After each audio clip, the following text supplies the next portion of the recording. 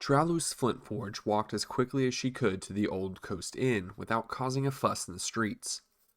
Every now and then, she would duck into an alleyway and look back the way she had just come. It was hard to tell through the crowded streets, but she knew she was being followed. She noticed a bowman first after leaving the town hall.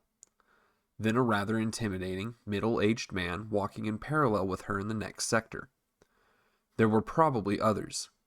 Occasionally they would veer off, only to catch back up to her a few streets down the road.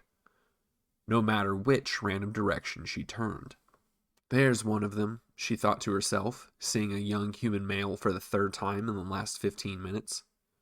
He was clearly looking for someone too, frantically swiveling his head. She ducked into the midday shadow of the alleyway and hid behind some crates. Taking the moment of reprieve, she hastily scribbled a message onto a piece of paper, as well as an outline of the city map she had made from the Hall of Records. It was not the most articulate plea for help she had ever made, nor the cleverest of puzzles, but it would have to do. She quickly bundled her notes and lashed them together with twine, placing the new letter on top. As she stood up with the crates to walk out the back end of the alley, she noticed him. The middle-aged man was walking toward her. Momentarily shocked, she took a step back before fully turning and running into the street. This must have surely got the attention of the younger man, but she didn't stop to confirm. As she crossed the street, she ran into a general store and hopped the counter as fast as her dwarven legs could carry her.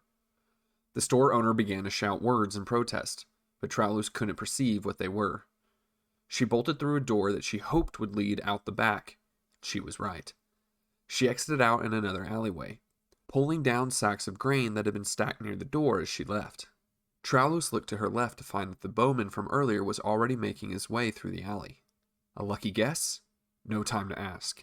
She turned and ran to her right and ducked through some laundry that had been strung up to dry. She was close to the King Watch guard post. She couldn't just run through the gates with a warrant for her. She had been using the sewer entrances to avoid detection by the guard whenever she needed to be in a new district. Hopefully they would let her escape her hunters as well. Traellus ducked into the closest entrance and began walking in the dark. Not 10 seconds later, she heard shouting and splashes behind her. She had familiarity down here, at least enough to know which forks to take to get into the low passage. Surely it would buy her some time from the goons currently chasing her.